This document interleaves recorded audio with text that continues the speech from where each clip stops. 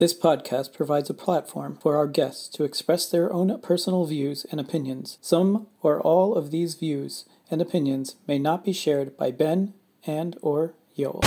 Welcome to the Too Dad to Quit podcast. The podcast where we highlight stories of dads on the other side of divorce. To inspire and give strength to dads going through it. I'm Ben. And I'm Yoel. Welcome back to the Too Dad to Quit podcast. You can find us on toodadtoquit.com, Too Dad to Quit on Facebook, Instagram, Twitter. And we can't wait to hear your story, share your story. Please reach out to us, rate the podcast. We need to get this message out to as many people as possible to help as many people as possible. This week we have Ari Fruchter.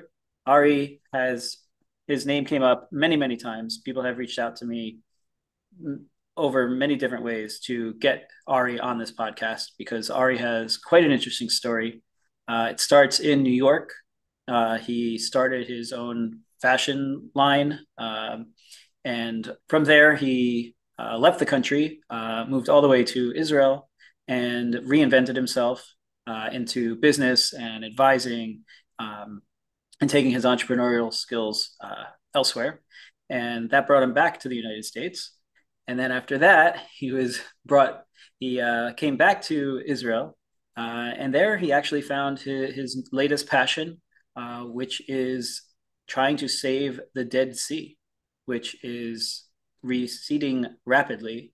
And he's got some very ambitious ideas, and he promoted this mission through very unique ways. Something that I don't know if anyone who's listening out there would want to participate in, but he's done it 3 times already. And if you don't enjoy clothing, you definitely want to listen and see if you can participate in the next exhibition event. Yeah, exhibition is a good way of putting it. Yeah, Ari I really enjoyed the conversation that we had with him. He is extremely passionate, also understated. I found that he was very much, a few times he said like, well, what would I bring to the table? When they were talking about the museum or, his passion for the Dead Sea. But yet here's a guy who's just getting it done and taking action. And he also is just very authentic and very real. He spoke from the heart. He said some things which some people may agree with, some people may not agree with, some people may be into certain types of initiatives that he's undertaken. Some people may not. But one thing's for sure is that with Ari, you're getting the real deal and you're getting the real true person. And he spoke from the heart. And I think he's really going to resonate with our audience. He certainly did with me. Yeah, Ari is 100% driven by himself. He doesn't need any outside pushes to him. And you're really going to enjoy this episode. This week, we are sitting down with Dead Sea visionary Ari Fruchter. Ari is a divorced father of 2 sons, 20 and 18. He is originally from New York and has lived in Tel Aviv since 2007. Ari is also a board member of the Tel Aviv Museum of Art. Ari is also a social entrepreneur and philanthropist and hopes to save the rapidly disappearing Dead Sea, one of the Earth's natural wonders. He co-founded the Dead Sea Revival Project and is now raising funds for a Dead Sea Museum of Arad. Ari also brought photographer Spencer Tunick to Israel 3 times for awareness-raising nude photo shoots viewed by over 500 million people worldwide. Well, Ari, it's an honor to have you. You have high recommendations. I've been trying to chase you down for a few months, actually.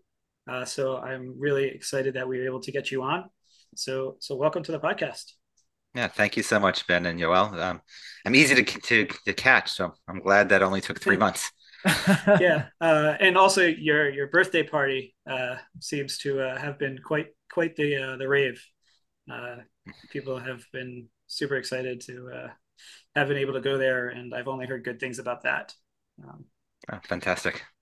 So getting into, I guess, your background. So you grew up in New York or somewhere else on the East Coast?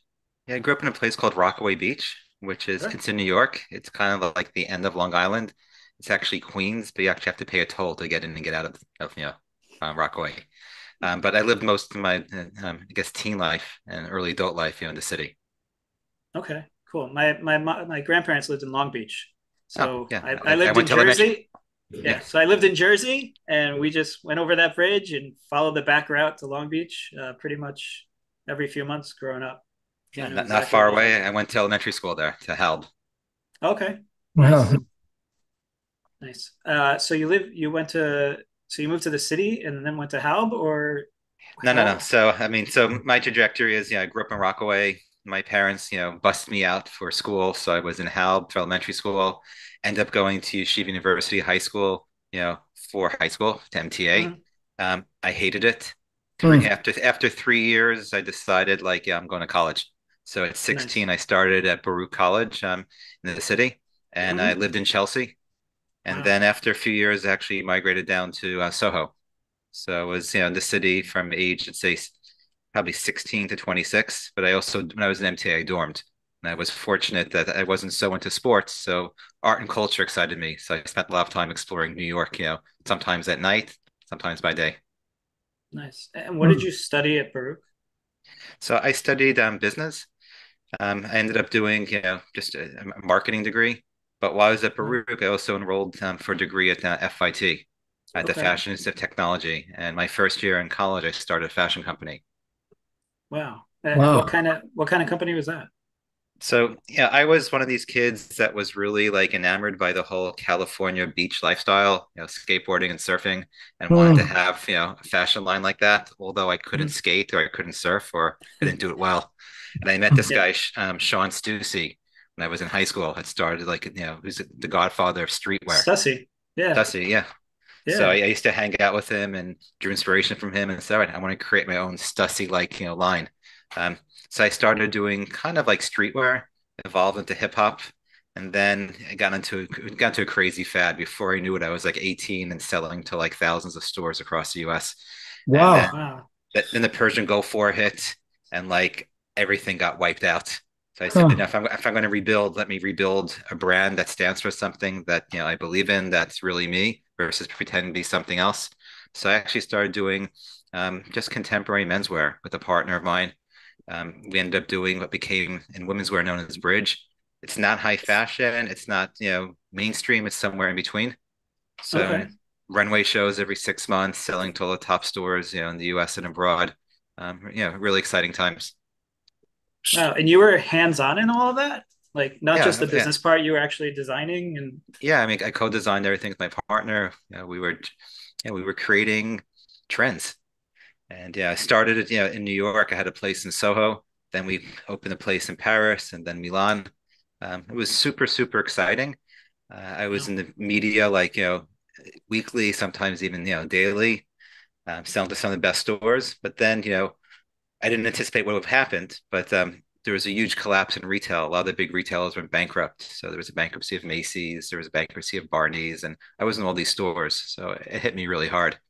And Right. after being in it for about 10 years, and having a glamorous lifestyle, but not making a living, I realized that it's time for me to move on, do something else in life. And that kind Wow. of, was my start of my journey to Israel. Wow. Amazing. And that go ahead. No, no, go ahead, Ben. Go. Go. That's when you pivoted to tech or there was something in between? Yeah, so I was, 25. I decided to exit the business to my partner, who eventually closed it down. It wasn't a success, financially. And I'm like, okay, damn, what do I do now when I grow up? And since I'd been my own boss, working for someone just seemed like, foreign to me. And Yeah. I thought, you know what, I'm gonna go to business school. I'm gonna get my MBA. So I applied to Columbia. I got accepted, but they called deferred admittance. I had to wait another year before I would start. Yeah. And then I got this offer. I came out to Israel to hang out, had a lot of close friends here. And I'm like, wow, the lifestyle here is amazing. Yeah, I'd love to explore living in Israel. And I got a job offer actually to bring Polo Ralph Lauren to Israel. The brand Wow. had just signed a deal with Polgat. They needed someone to manage a brand in Israel. And I was introduced, to the CEO of the company. He said, "Well, you've got a great background. They want an American. Would you be interested in it?" I'm like, "Absolutely." So I, interviewed, signed the contract. Told Columbia I'm not going to go. Like that, actually, it was one semester. I said and I had to wait. I said, "No, I'm Mhm. going to defer it for a complete year. Let me go out to Israel and see what it's all about." And in typical Israeli fashion, they kept changing the start date, and 1 month became 6 months, and then I got a lawyer's letter saying that they're not hiring me. Oh, Wow. And so I called Columbia. I said, I'm ready to go to school. Like, you lost your spot. You got to Oh wait. man.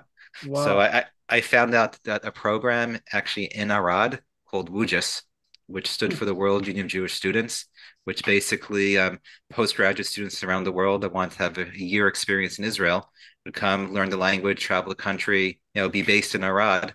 And then if you like it, after 5 months, they help you find like a work internship. So for me, that sounded like a great thing. I had a year to kill before I'd be going to business school. I went out to Arad, and when I arrived, I have a cousin of mine from Zurich. She said, "No, you're in Israel. Do you want to meet a beautiful Israeli girl?" Hmm. I said, "Why not? Why not? Yeah. I need to learn the language. I'm here to check out what life is about." Yeah.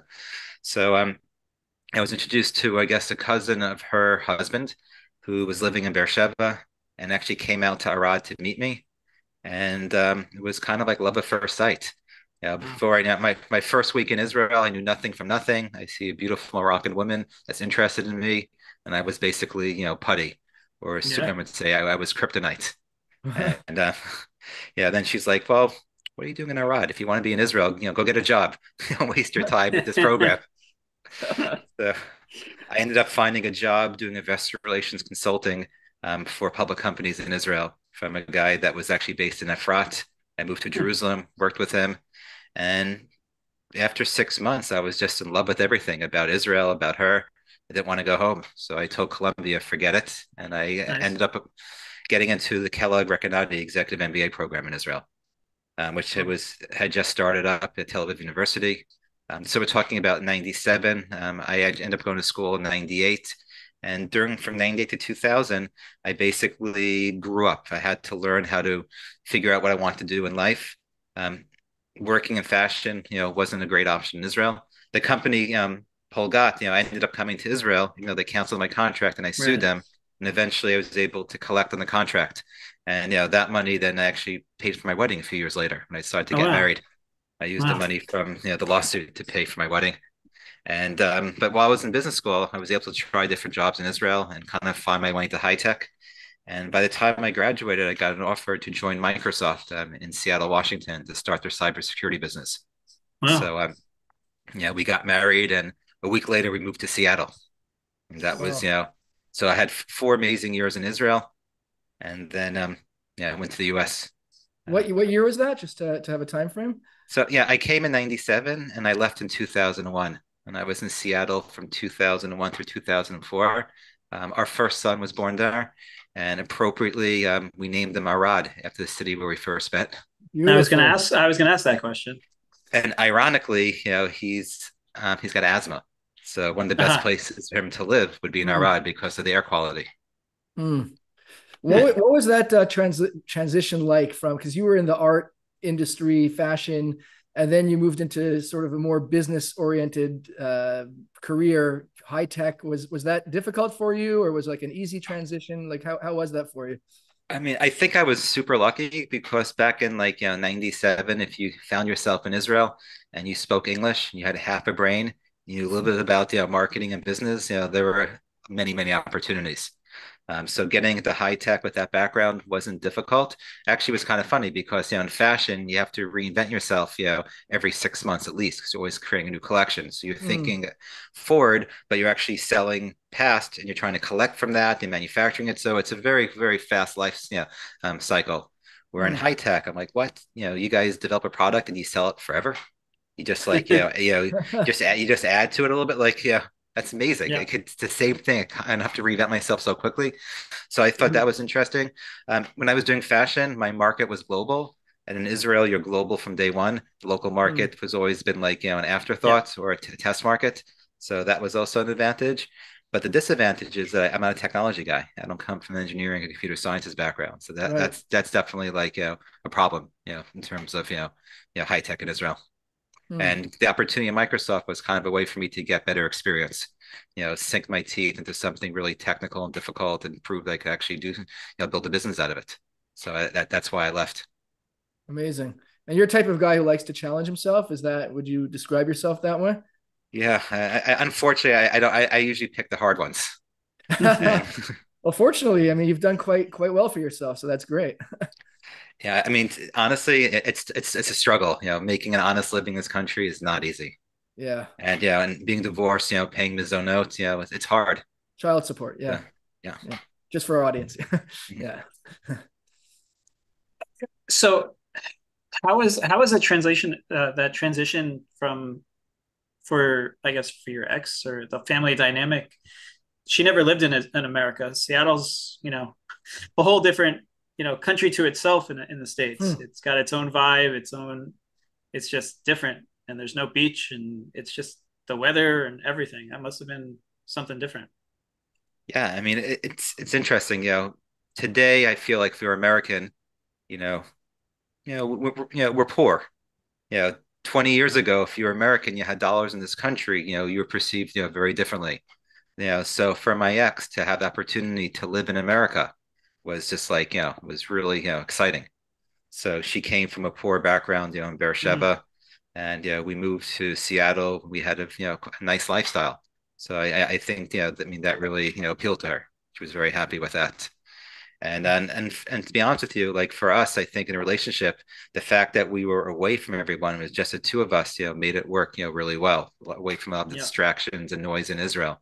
I had my family was all on the East Coast. It was just ourselves. We were building hmm, ourselves from scratch.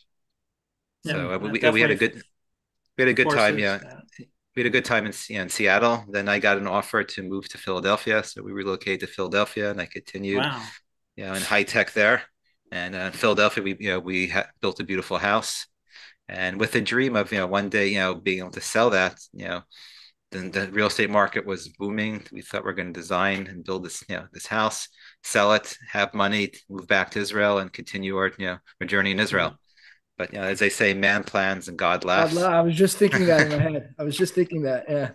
So we unfortunately the house that we built, which was in Center City in Philadelphia, was like I guess a 350 meter or 4,000 square foot house. We went, wow, really really beautiful, architecturally nice. We were the cheapest house on the block when we bought it, and then when we put it on the market, we became the most expensive house, and Wow.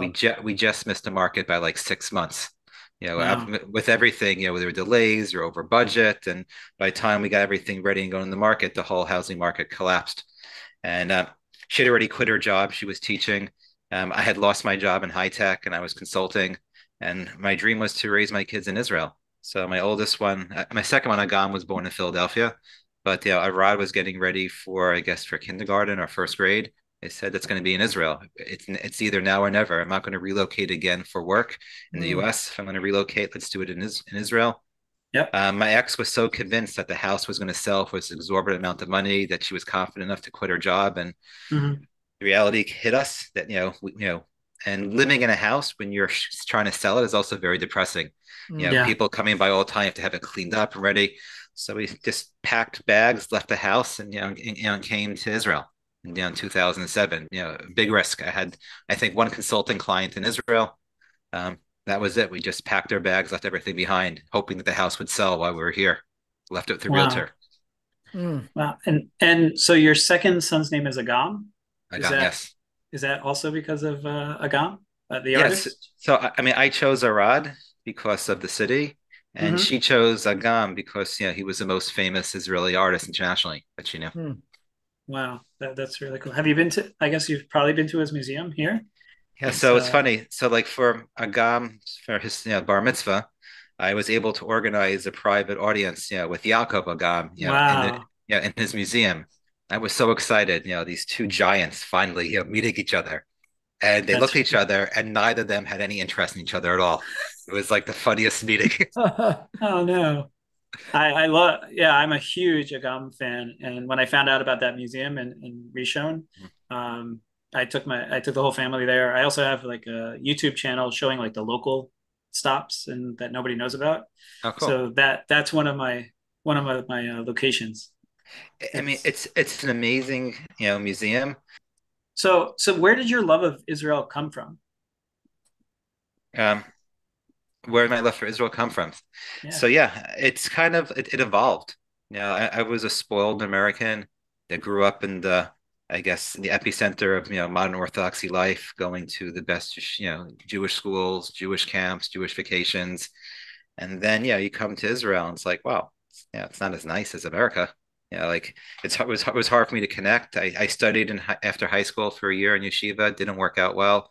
I was in a hotel and I didn't get along with Ravina, so my Mm. Israel experience wasn't great. But I then see. when I started my fashion company, I started to travel around the world, and I was still religious, but no one really knew that. I kind of started to think about like why do I need to be in a situation where I need to kind of hide my identity? Yeah, Israel seems like a place where you could be any kind of Jew that you like. And I started to romanticize in terms of what life would be like in Israel. And I visited friends here, and I was like, wow, this is great. Socially, it was a fantastic place to be. So I kind of was very open to trying life in Israel. And I don't want to be one of those Americans that kind of sits afar and says, wow, yeah, I wish I was in Israel. I'm like, what's there to wish? I don't have a business anymore. I'm a complete free agent. Let me try it out and see what it's like. And so when I came here, I was in exploratory mode to see, Zionism is a dream, but then the reality is actually when you come here, is how do you actually live life here comfortably? The So part that they don't tell you about when they're when they're promoting living here, right? exactly, Yeah. it's a big wake up call. So I ended up having good experience, and part of it was who I met, and and transition career and everything else. So I had the best 4 years of my life when I came here from '97 to 2001. Only when I came back in 2007, and and my ex filed for divorce unexpectedly, did I have a real wake up call in terms of and also decision saying, okay, I'm here for idealistic reasons. I mean, the joke is, I mean, the joke, but people kind of ask, why would someone from America, live in this country? And I say it's usually, one of four reasons. The first one would be, Zionism, religion, idealism. And the second one, social. The third one, is escapism. It could be, financial. It could Mm. be, you know, overbearing family. It could be, everyone has lots of reasons why they want to escape. Mm. And the fourth one is a Yiddish expression called mashugana, craziness. And, and in my case, it's all four. But the I was about reason, to say it could be all of them. Yeah. yeah, it's all the above. But the reason that you remain is the first one. It's because you have idealism. If you're not idealistic, you know, so I mean, that's my driving force at the end of the day. Mm. I do joke to Israelis because every time an Israeli meets me, I'd say 99% of the time, they're like, "Oh, you're from America. You're from New York. Wow, what are you doing here? Yeah. Why'd If you I were come? you, if I were you, I would be there." Right. They don't. If I speak to Yeah. them in Hebrew, they answer me in English. So I came up with like this little joke. I said, if you've ever been to New York in the past 20 or 30 years, there's been this pandemic. They're like, what? Corona? I'm like, no, Israelis. They're all over the place. You can't avoid them. You walk around the street. They've literally destroyed my city. I was fortunate to get a scholarship. For every 10 Israelis, they sent someone like me, to Israel. But I have to do more damage here than you guys are doing there. Have you Eh. managed to maintain that idealism like that? Do you still have the same love for the country that you did when you first came? Yeah, like I knew that it would be hard. Never imagined how hard it would be, but I'm a big believer like in the future. And I wanted my kids to grow up with better opportunities, than I had. And I think, children growing up, in Israel have the most incredible social life and opportunities compared to, American Jews, or at least, how I grew up sheltered and going to like, the Jewish schools, which was fantastic, but I felt definitely too sheltered. So I wanted my kids to have more freedom and opportunities. And I'll never be prime minister of this country, but my kids maybe, they grew up here. They're deemed Israeli. My oldest is in the army now. My younger one will be in the army next year. It's like, that's the way. And also with the coming from, families from the Holocaust, you always hear like, don't think it's so great in America. It could happen here too. At least, Mm. my grandparents would tell that to me, and I'd be like, then what are we doing here? Like Mm. we've got a country of our own. Like it could be, might as well invest there if it's going to be hard. Might as well, put all my eggs over there. That was kind of like the idealism thing, saying, what, I want to create something maybe hard for me, but at least my future generations, will benefit better from it. So that's Wow. that's part of it. So essentially, in other words, it's a big sacrifice because essentially what you're saying is that tell me if I'm getting this right. While the opportunities for you as an American coming to Israel are much more challenging and difficult, and there's all sorts of obstacles, for your children, you feel because they're growing up here and they're raised here and they're Israeli and army experience, whatever the case may be, they have those opportunities that you yourself maybe didn't have. So it's really like it was a sacrifice on your part. Is that right? I mean, 100%. But on the flip side too, I felt guilty that my kids were born in America. They didn't choose to live in Israel. I brought them here at a young age. Yeah, my ex would have been happy staying in America. She didn't want to come back to Israel. But Wow. so well, I guess when they were kids, every summer I would send them to sleepaway camp. So they'd spend a month in Moshava, in Moshava IO, and Mm-hmm. they would then spend time with my family in Englewood, New Jersey now. And so they got to have also strong American roots and friendships there, and they're kind of able to choose where they want to go in life.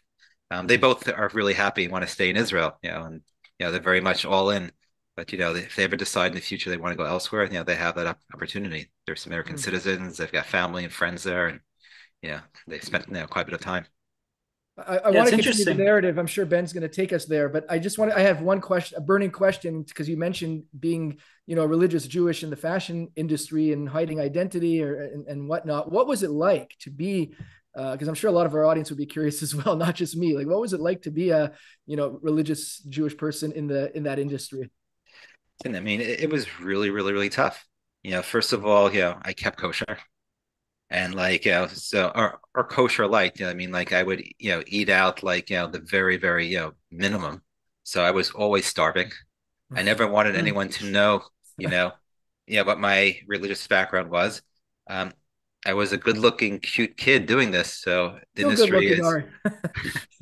I was much better looking back then. And it's a very gay dominated industry, so like people they want to party with you, they want to play with you.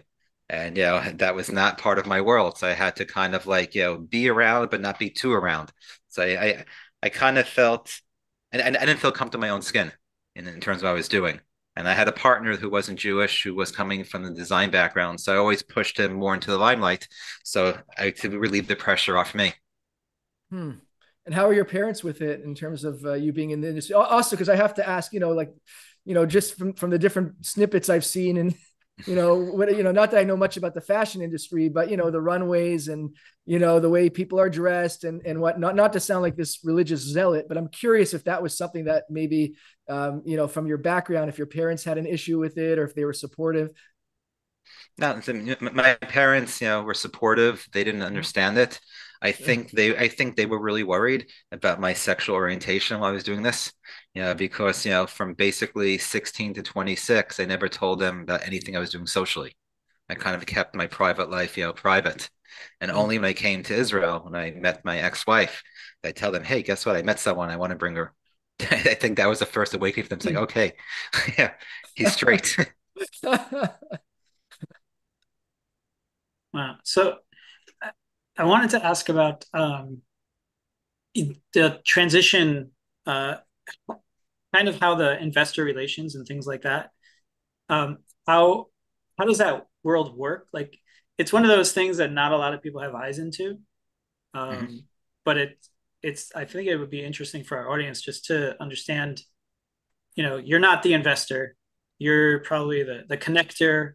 Um, how that kind of works in fostering businesses and how you worked as a consultant, because it was kind of the transition from you working for yourself to working for other people, and how that all kind of how you dealt with all of that change. I mean, truth is, like, I mean, first of all, investor relations is like public relations, except rather than doing it for, but you're doing it for public companies. So Mm-hmm. in private companies and doing PR, in fashion was all about PR. So I was used Uh-huh. to, writing press releases, working with the media, like that was all part and parcel of it. But there, you exaggerate, you exemplify, like, and that's fine. You're making up a story that people are going to, buy into. And investor relations is the opposite. You have to be super factual, otherwise you get sued. So it's Uh-huh. much more conservative. It's the other end of it.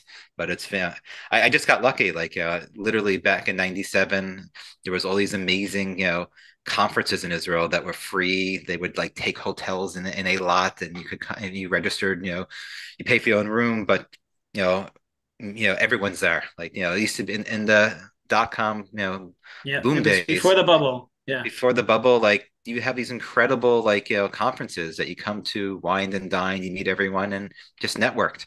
So like I was looking for a job, I didn't know what it was going to be, but I knew it should be in high tech, and I found a job working with someone who was doing investor relations consulting. And then from there, I decided I was going to move to Tel Aviv to do my executive MBA. So I found a job with the Madan Rashi, to the office of the chief scientist. They were doing early Huh. stage investments. I was working with them again, kind of from a business entrepreneurial background. And then every 6 months, I wasn't stable. I was going from job to job. I didn't know what was right for me. I was just learning and absorbing while I was in school.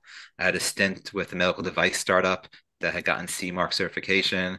Then I ended up deciding to spend time in Chicago. So I Hmm. worked for a startup in New York, an Israeli startup, and I was commuting back and forth. And Wow. then when I came back to Israel, I ended up working for Unilever. But my goal was to find an American salary in Israel. That's what I was hoping. Like, okay, if I have this executive MBA from Kellogg, maybe a foreign company is going to want me and be the person in Israel. It didn't work out. The opposite happened. I got recruited from Israel to join Microsoft to move. Yes, I relocated. That was how I got my American salary. Hmm. Yeah. So as you know, you described moving to Israel as like a sacrifice for your kids. It's interesting because I think of it more of like an investment for my kids. Um, because the same thing you described, The you know, sacrifices for me, yeah, it's investments for my kids, 100%. I agree with you. yeah. It's people listening from abroad, it's very interesting. Like a lot of people are like, oh, I'm not giving up my house to live in an apartment. This is the sacrifice. But if we can turn it on to an investment, I think it's just a better way of looking at it. The other thing that you said was you when you were looking to move, you didn't want to move to another community in the States. You decided, it's time to move to Israel. So I kind of had the same sort of thing. Originally, we were going to move like to retire, and I was actually walking to work and in Rockaway, and I got hit by a car trying to get to the Long Island Railroad, and I freaked out. It was just like an important day for my ex, and I didn't want to freak her out by going to the hospital and getting checked like I probably should have, calling the police, the whole deal. And so I stopped an oncoming school bus. I jumped on. I took their emergency kit.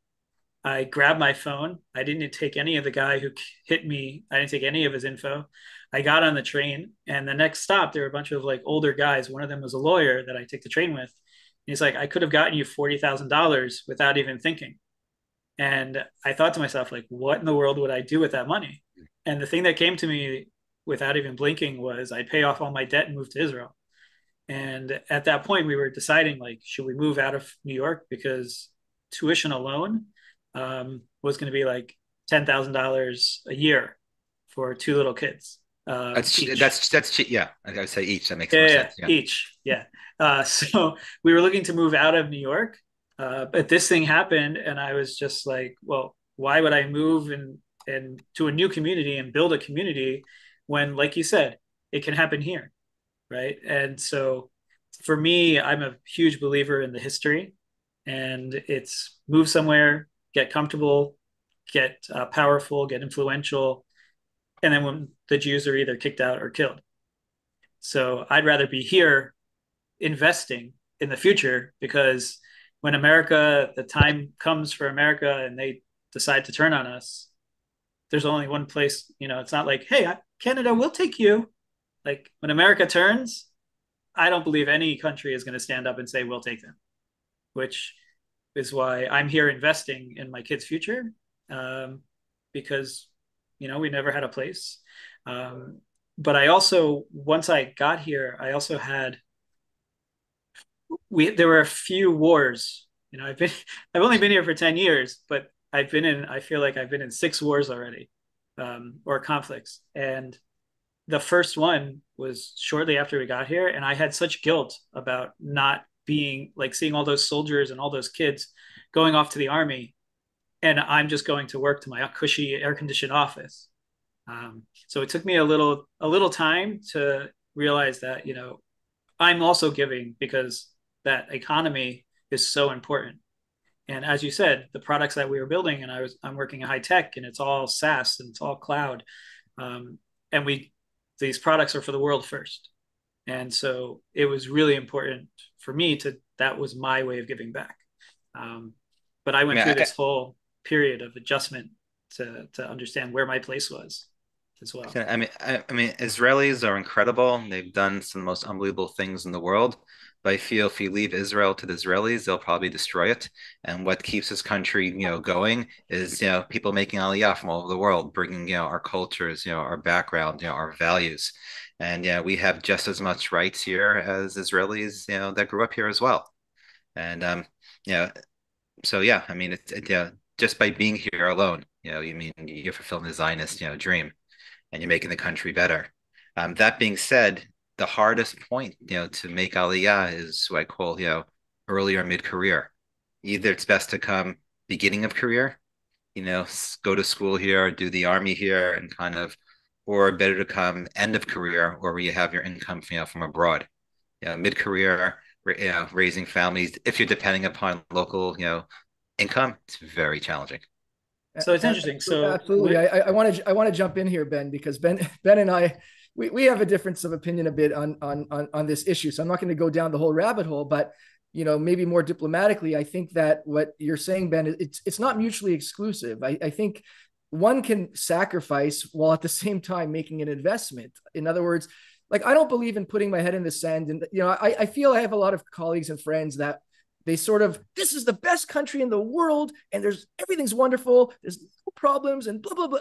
And I feel like it's just not acknowledging reality. And if you look at the reality, I've lived it. Ari, I'm just meeting you now for the first time, but from what I'm hearing from you, there are real obstacles and issues and challenges that people face when they move to Israel. And just pretending like it doesn't happen, which I feel, maybe I'm going off on a bit of a rant, but I it's very close to my heart. I feel like these are a lot of the stories that people don't get to hear. And in a way, I feel like it's not fair. Like, the PR machine is working and it's great. It's great to bring people to Israel. Like you just said, Ari, I mean, Israel does need foreign Anglos, I guess, to move here. But at the same time, sometimes I feel like the reality of what it's like and what the sacrifices are to live here and make a life for oneself here, and the financial challenges, etc. It's not always fair that people don't always realize that. And I think in the context of this podcast as well, I feel like I have to say,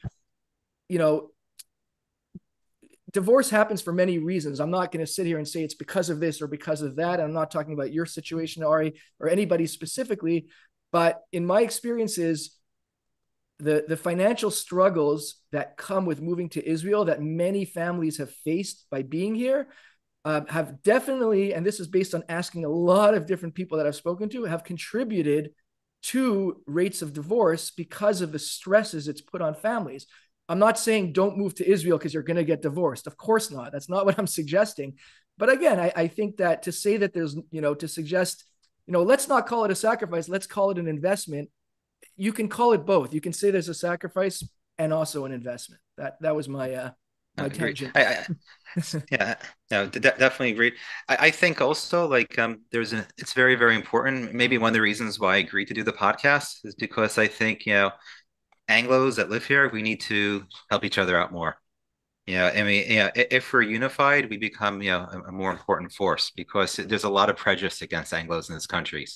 Israelis always, saw us as, the rich uncle that it's our obligation to support the country. So they were very interested in taking from us. But when they come here, they don't open up. They're not like, oh, let me help you find a job. Let me help you find they're like, oh, look at this friar that's here. How can I take advantage of them? And I found they only let you be as successful as long as they're, above you. And it's hard. Like, I think in America, like, at least the communities I grew up in, if an Israeli shows up, like, hey, how can we help you? Housing, relationship, food, jobs, we always feel like the pie just gets bigger by the more people that come in. It's part of our obligation as a community to kind of open up and help people. It doesn't work, the reverse way when you come to this country. It's really tough. Right. I mean, obviously there's that there's, nobody here is suggesting that every single Israeli is the same or has the same mentality. People ask me in my business, what's it like? You have Israeli clients, because I have about, 50-50 Israeli Americans. And I say, what? I've got pleasant Israeli clients. I have pleasant, Anglo clients. I've got not so pleasant clients on both ends. So obviously there's we're sort of speaking in generalities, but yeah, I get your point in terms of the fact that we're very much, you're kind of left to your own devices. It's kind of like sink or swim. You know what I mean? Like, you've got to sort of adapt or not thrive, essentially. Right? Is that what you're saying, essentially? Yeah. I mean, what I'm saying is that Listen, when things are tough, the Israelis are more helpful. But they see it as competition, then it's a very challenging thing, and that's kind of my sacrifice in terms of career, that I've always felt like I've done okay here, but I feel like I haven't reached my potential just because of being an American in this ecosystem here. So I just want to touch on one thing that you said, just to give a full picture. So you kind of said there's two times in life when it would be a ideal time to move. Uh, Early in your career or after you're already established and you can kind of live comfortably with what you saved. So I'm the opposite. We came here with no jobs, but I've been able, again, I kind of, because there is, I've had a lot of help along the way and I've had people helping. And I haven't really felt that kind of, oh, he's an American, we're not going to help him. I've received help kind of along the way from everywhere, or I would not still be here. Um, but also, I came without a job, and the only my only complaint is that if you don't have a job, I guess, career in Israel, you kind of have to build up another resume. So I came, mid-career after, working for, 10, 15 years. I had to build that up. So I started at the bottom, but at the same time, I'm I was still able to climb up. Um, and as long as it depends on the industry that you're in. So for medical professionals, it's a little wonky but if you're in sales or high tech or marketing, like you can make that transition pretty smoothly. Uh, Especially if you're native English speakers, that's still needed. We'll see what happens with the market and the startups and the banks crashing everywhere. Um, but in the current status, in the high tech scene is still super hot. They're still always looking for Anglos that are native. And as long as you're willing to, sacrifice a little bit to get your foot in the door, once you're in the door in one place, you build that resume and connections. And I've only had people help. I'm sure it also depends what community you end up in. But we were very fortunate. Also, if you have kids that are in school, then you also meet other families with kids and you build that network from there. So I don't want to paint a picture of it's all bad. Don't come if you have a job. Don't come. You can make that transition. And if anybody is listening and they have questions, definitely reach out to me. I've had people actually move to Israel. Rachel, who's made that Holocaust project with that actress that's going viral, and I don't remember what it's called. So I spoke to her before she made Aliyah, and now she made Aliyah, and she's making a huge impact, and she just got married. So it is possible, especially if you're in any high tech marketing, sales kind of fields. Let me just Yeah, go back to what I said initially about the four reasons why you make Aliyah. I'm saying you need the idealism to stay. Okay, 100%, yeah. Okay, like 100%. yeah, I mean there are opportunities here. You have to hustle, nothing, and obviously connections, everything, helps. But yeah, I just feel in terms of my career in terms of high tech, and I do business development, I do partnerships, I do strategy. It's something which is very well respected in America and lots of technology companies.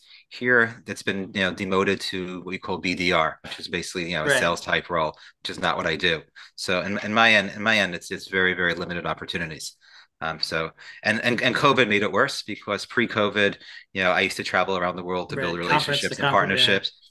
I think conferences just meetings. Like I go Mm-hmm. out and visit the companies I want to work with and develop that rapport. It's not needed anymore. It's all done through Zoom, Right. and so then you could do much more much faster, and their whole relationship cycle changes, and the need for that position all of a sudden changes. So yeah, so I found it challenging personally. Right. Yeah, sure. That makes sense. And So yeah, go ahead. I'm saying I don't do sales, so I haven't Right. gone that's the sales route. Right. If I would, I'd be starting from scratch again. I haven't Right. even gone into coming here as a lawyer. Forget about that. I don't want to get into that. So another thing that you've kind of transitioned out of, or you have side projects and passion projects.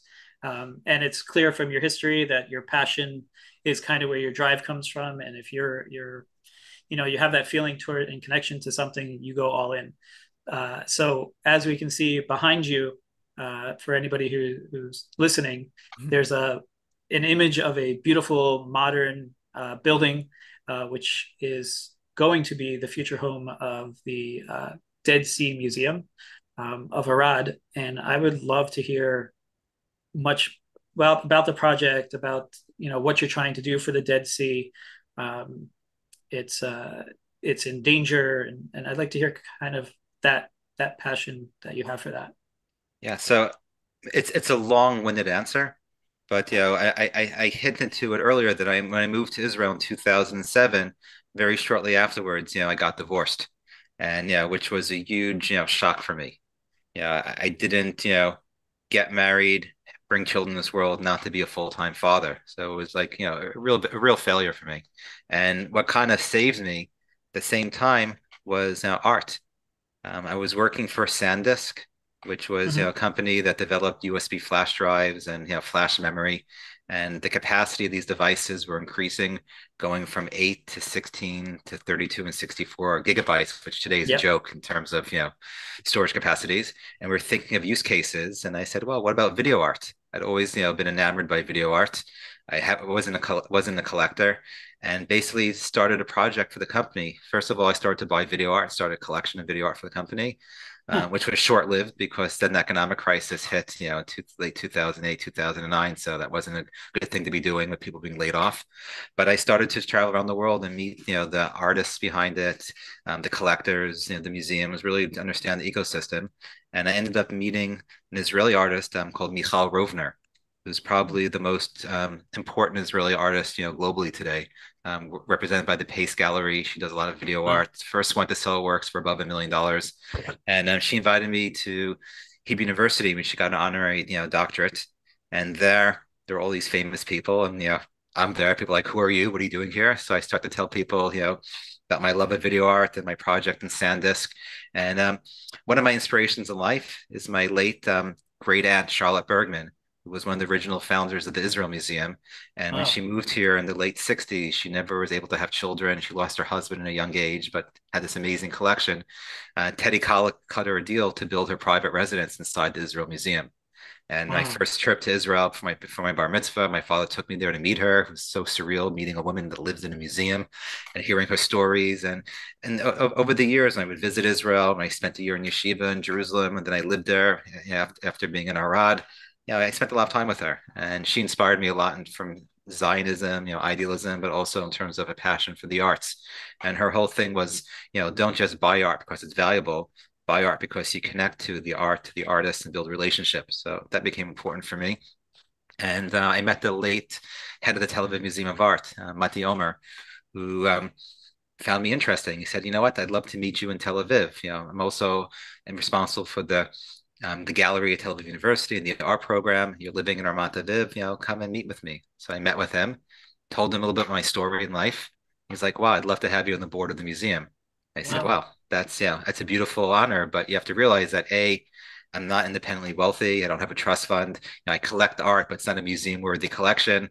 Like, why do you want me? If you need money, I could send you 100 people more qualified than me." He's like, "No, you're young. You've had an interesting life. You have good perspectives. We'd love to have like kind of like new blood and ideas in the museum." So I said, "Okay, great. As long as that's the deal, I'm happy to do it."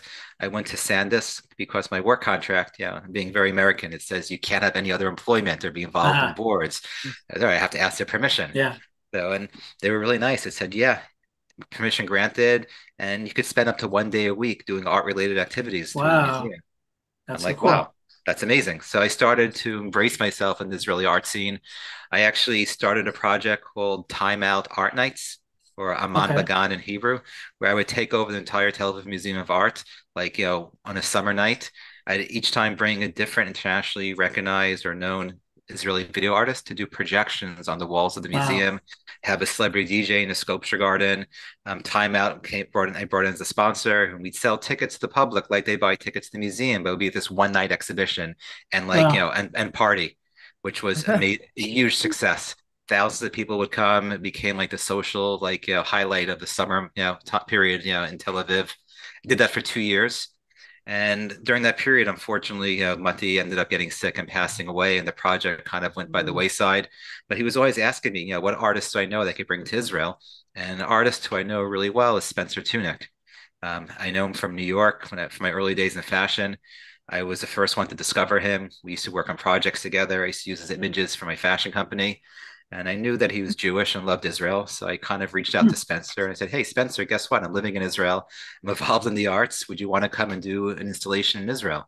Because when he does an installation, he gets more press than God. It's Yeah. world news. Can you tell a little bit about him before you get into what you guys collaborated on?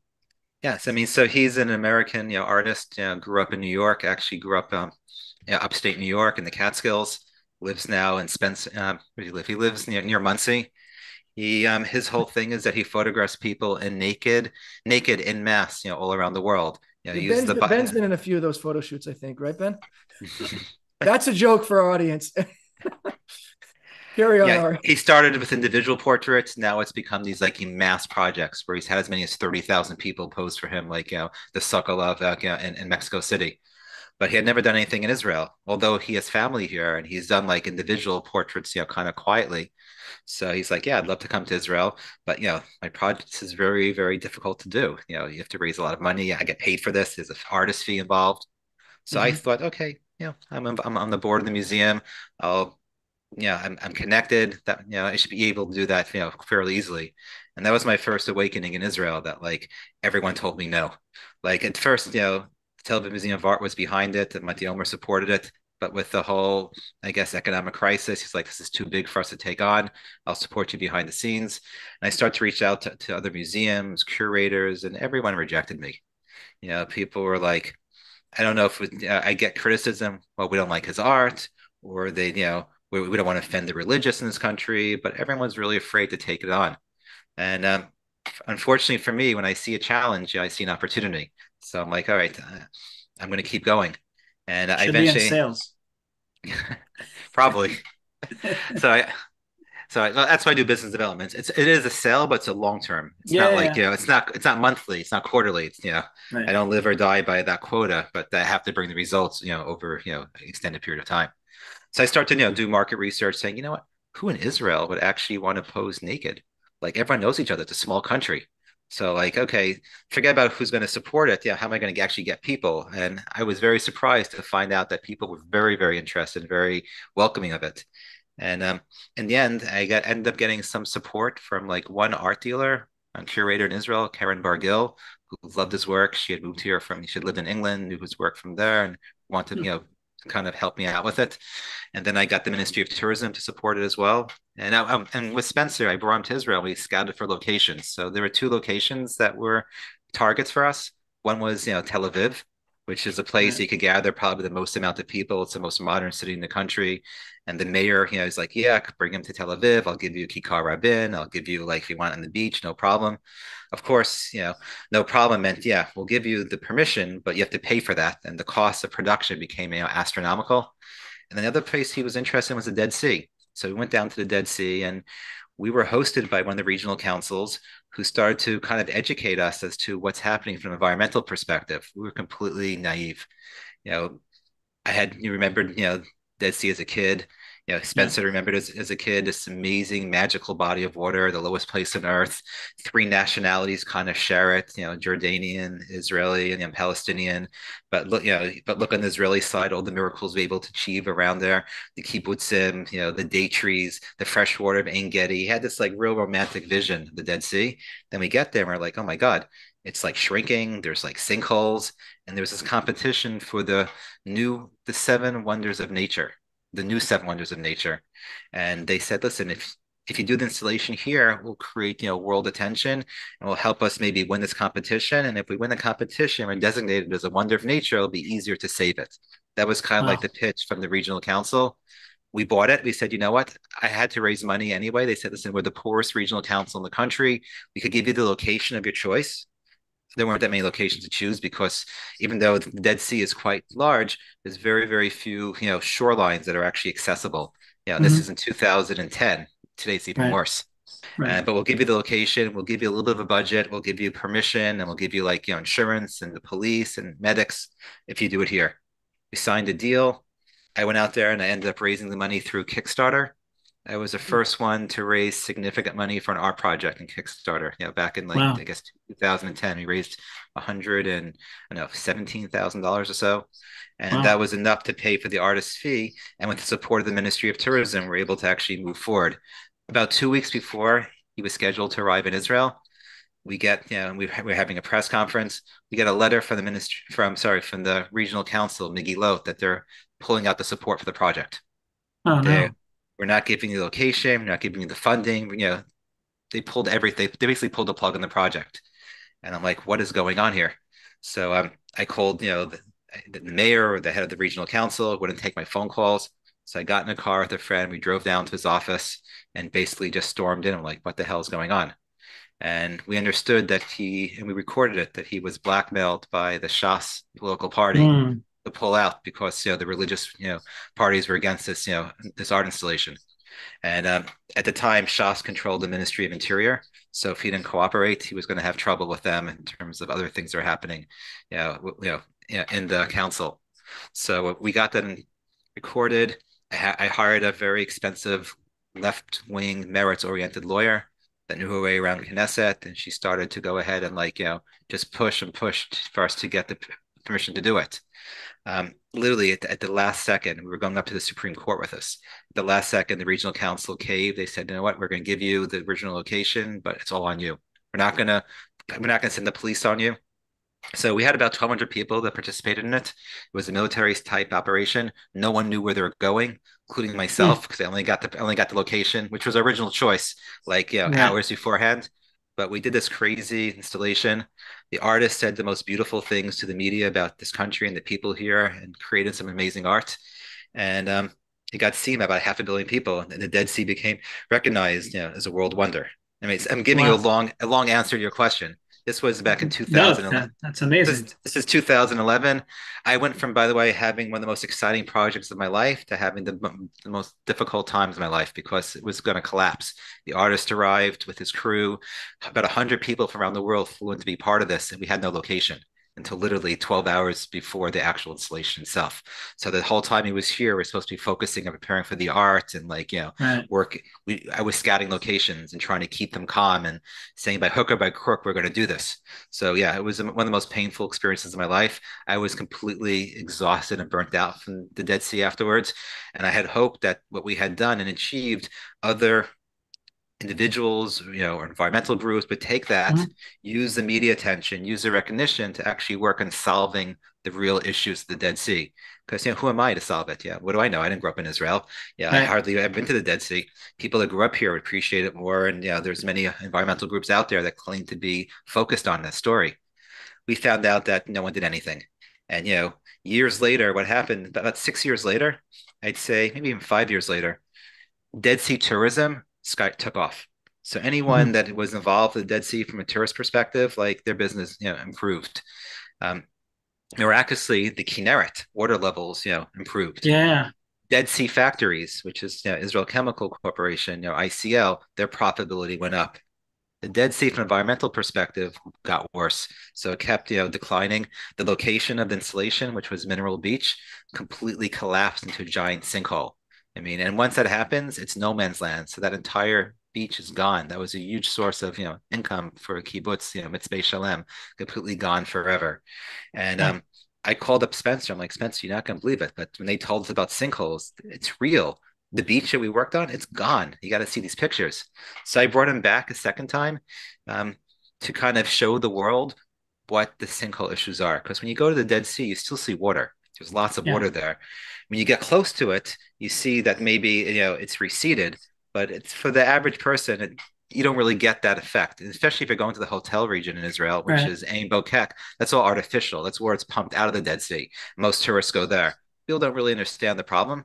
So we want to kind of highlight the sinkholes. So we did an installation by Mitsuke Dargot in the sinkholes itself, a private, quiet one. And then we did a press conference afterwards and got world attention to kind of show people what the danger of sinkholes are about. I did it twice, and I'd say it was a huge failure because awareness alone doesn't change anything on the ground. And I realized that, you know what, I need to step up my game. Yeah, I could bring the artist here, get attention, but no one's then doing anything with that to actually make an actual impact and change.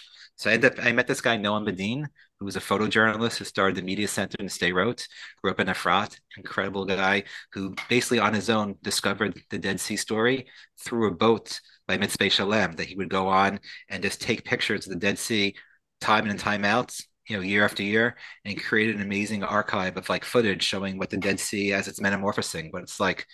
And he Wow. wanted to have an exhibition and met with me. And I said, no, the pictures are great, but an exhibition alone, I've been there, done that. It's not going to change anything. Let's do something more impactful. So he ended up creating an amutah called the Dead Sea Revival Project. Nonprofit. And Yeah. Mhm. yeah, a nonprofit NGO. And he basically uses, he would bring people onto this boat. It wasn't his boat. It was a guy from Mitzvah Shalem who had just started out. So he would and get a percentage of the income that would help sustain the nonprofit. He would use his pictures. He'd go out with a group, take more pictures, then share that with the media. Um, talk about it on college campuses and try to show people the changing Dead Sea landscape, through his photography and experiences. Did that for a few years. He did it quite successfully. I was more in the background. And then I guess pre-corona, we lost our source of income. The guy whose boat, we would bring, people to became so famous from all the media that we brought him that he became too busy to work with us, almost having like a 6 month, wait list just to get on his boat. Yeah. And half the time he canceled, became almost impossible for us to bring him people and to actually depend upon that to get income to keep the nonprofit going. So we had Noam and I, we sat down, we brainstormed, we said, you know what can we do that's going to be sustainable for the Dead Sea for the long term? I came up with the idea saying, there's nothing cultural, there's nothing artistic by the Dead Sea, there's no meeting point to actually learn about it. And I said, well, if we love something so much and it's unfortunately metamorphosing, it's receding, it's even, dying, what's the way of dealing with it? You don't run away you don't run away. That's the wrong thing you do. You want to embrace that. You want to spend more time there. And in the sad event that we lose access to it, you want to have something that could kind of represent it from now into eternity. So I thought the idea about establishing a museum, not just any museum. I looked at what Frank Gehry had done in Bilbao, Spain, with the Guggenheim Museum. We created Wow. something that's architecturally magnificent, that put Bilbao on the world map, that people, from all the world aspired to go there, but not just aspired, actually visited the city and changed the whole city on a socioeconomic basis. So today, Bilbao is a Wow. booming city, and the cornerstone behind it is this museum. And it was about the architecture. The architecture drew people there first. The art is important, but that was secondary. So I wanted to bring that same vision to the Dead Sea. I searched for land, and I was offered land by Megillot near Tzomet Lido. I was offered land by Engedi. I was offered land further in Tamar, where the hotels are. And I realized that each of those places are problematic because there's no real population of people living there. And if I'm going to create something, this big, it's going to have a huge socioeconomic, benefit for the residents around there. And there's a city of Arad, which I kind of rediscovered, the place I began my journey in Israel. My son's named after. Wow. City of, Come full circle. Amazing. 29,000 residents that unfortunately they're under economic, stress. There's a big Haredi community that's growing. There's a big Bedouin community growing. There's limited economic opportunities there. Middle class young families, they're not staying. And tourism kind of passes through the city, but doesn't stop there.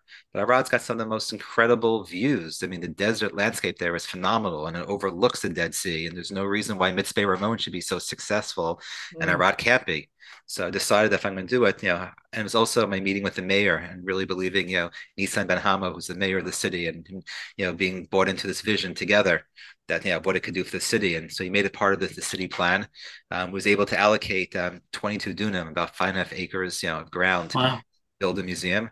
I was fortunate enough to raise some money to bring the artist Spencer Tunick back a year and a half ago to kind of serenade the project and do an installation in Arad, putting the city on the world map for the first time.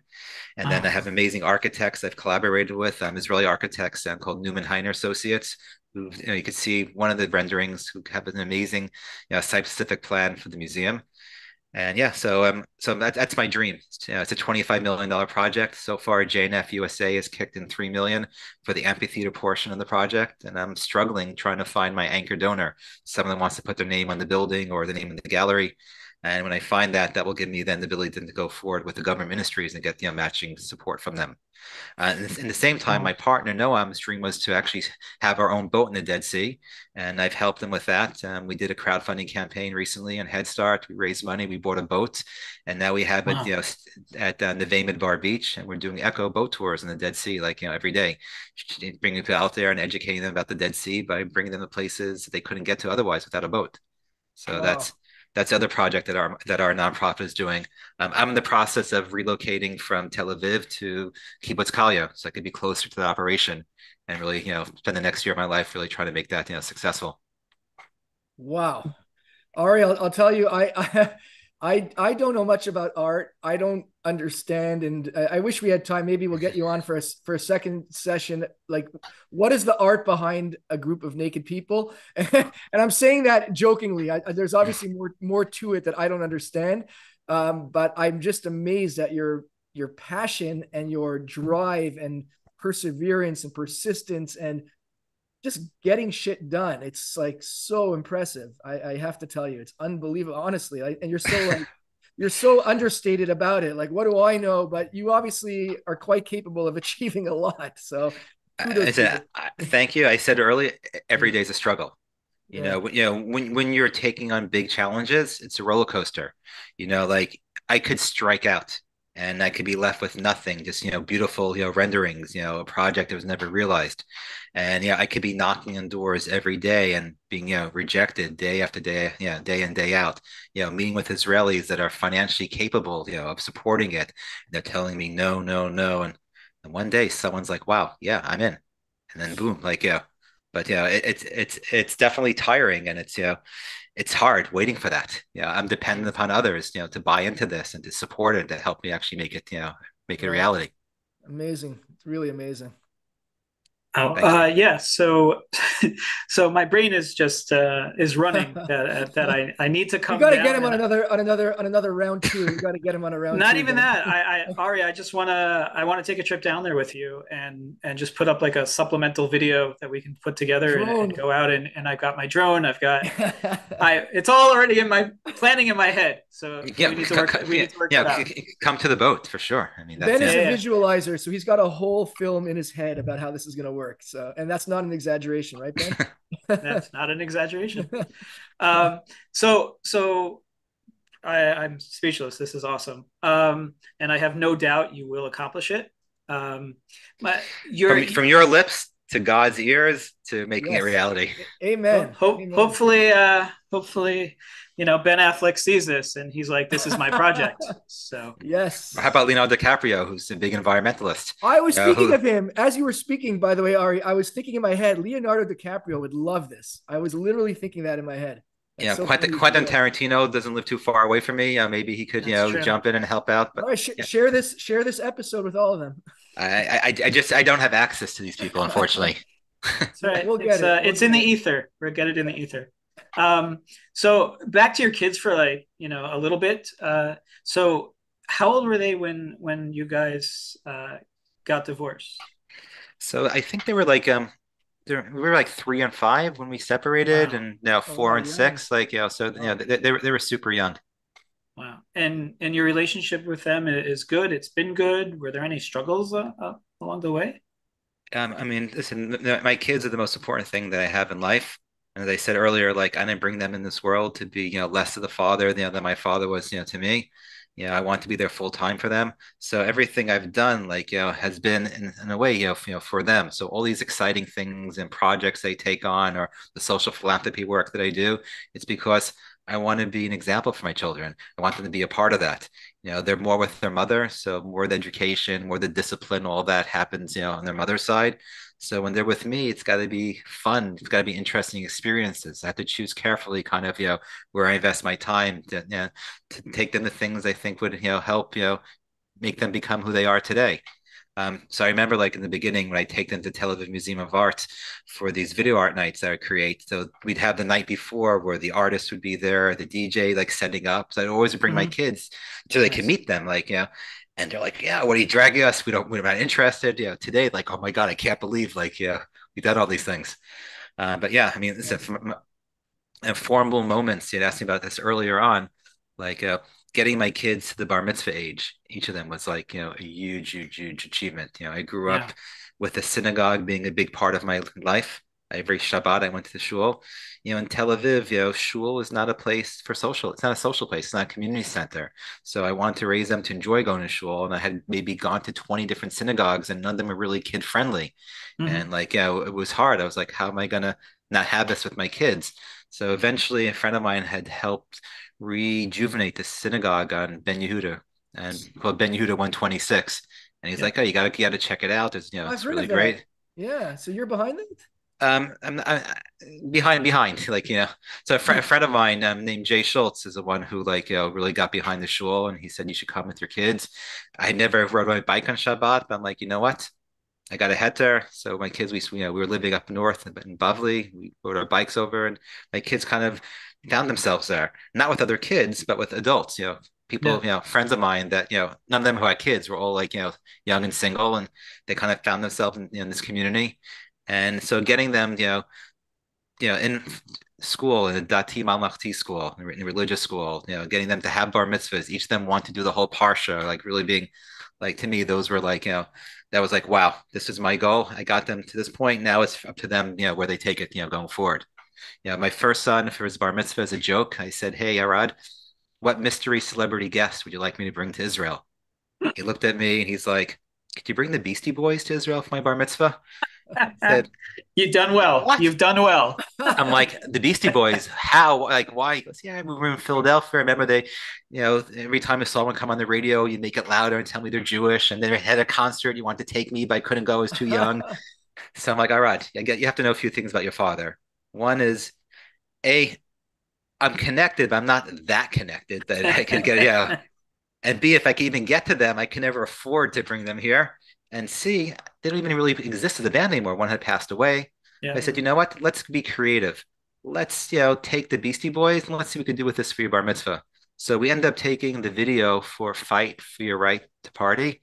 Hmm. And we found a guy who was an amazing filmmaker. And we basically reshot that video as a scene for scene remake or homage to the original video with myself and my kids playing the Beastie Boys and all their and all his friends from Awesome. school being in the video. But your teacher preaches class like you're some kind of Jew. You gotta come to Arad. Love. And we used that as the invitation to the bar mitzvah.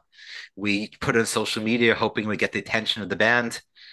Didn't work, but 1,000 people came to him, Lane, at Ben Yehuda Wow. 126. It was the Wow. first year of the Shabbat project. We made it part of the Shabbat project, and it was an incredible experience.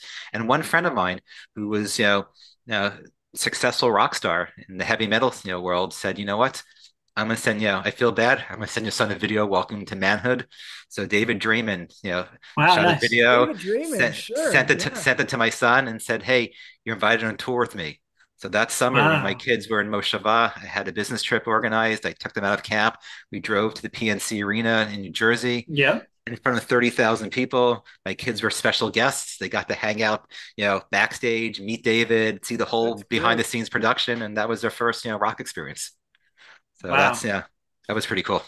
That's awesome. And I don't know if you're able to top that, but this is the Two Dad to Quit podcast. So we do ask our guests to share a Two Dad to Quit moment, a moment where you've been proudest as a dad, and I've done it, and your face just lights up talking about it. I know it's going to be hard to top that, but I could tell you my kids embarrassed me in a fun way. The first Israeli midburn. I decided to take them to it. I felt that would be a really cool experience. And midburn is the Israeli Burning Man festival. I had never been to Burning Man. I hadn't, I only have heard of it, but it's very different when you hear something than you actually experience it.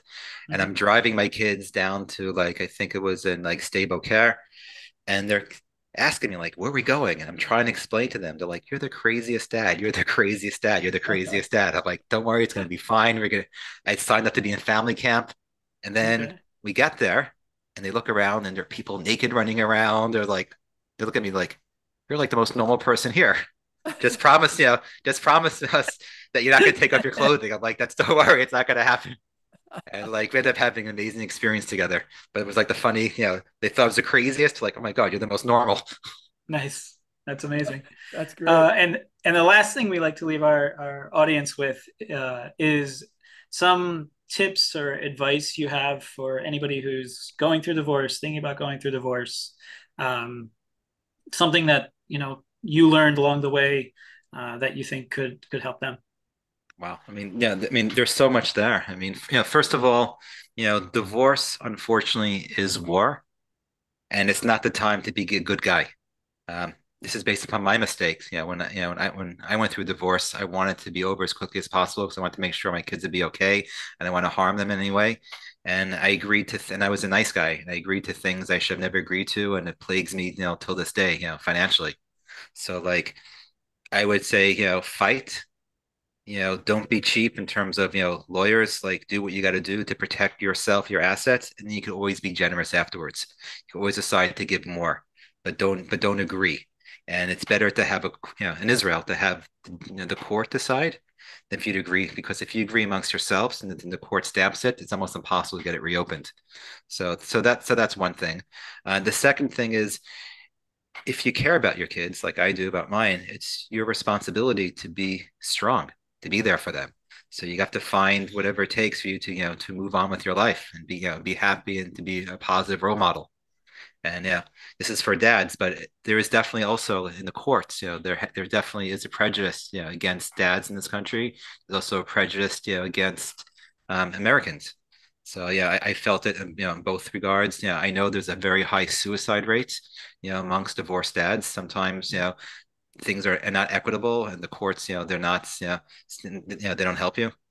So yeah, definitely, like if you have problems, seek guidance and you know, keep your head above water as best as you can. But it's a tough place to be. Yeah, I was blessed by having other interests in life that kind of like blossomed from my divorce, and that's and being in a thriving community in many ways.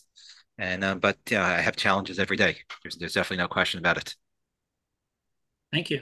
And thank you for your time. This has been great. Thank you so much, Ari, for joining us. Yeah, it was amazing. Did you guys get everything you wanted to get? Was I okay? This is amazing. More than okay. Before we let you go, I just want to tell everybody this has been the Too Dad to Quit podcast. Thank you for listening. You can find us on toodadtoquit.com, Too Dad to Quit on Instagram, Facebook, Twitter, YouTube. We now have a YouTube clips channel. We want to share your story. Please reach out to us. Please review the podcast, rate the podcast, leave your comments. We want to hear your feedback. And we have some amazing things coming up and some surprises for season 2. We'll see you next week. Thank you for listening to the Too Dad to Quit podcast. Available at toodadtoquit.com.